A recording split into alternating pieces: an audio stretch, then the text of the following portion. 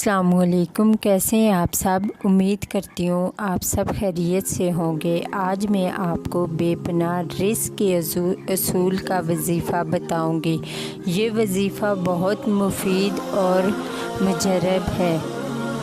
یہ وظیفہ اس طرح کرنا ہے، آپ نے 7 دانے جو چاول یا گندم ان اجناس میں سے کسی ایک کے بھی 7 دانے لے کر ہر دانے پر باری باری 70 مرتبہ یا رازقو کا ورد کرنا ہے، اور پھر ان دانوں کو محفوظ کر کے الماری میں یا کسی محفوظ مقام میں رکھ دیں۔ انشاءاللہ یہ عمل کرنے سے آپ کے رزق میں بے پناہ اضافہ ہوگا۔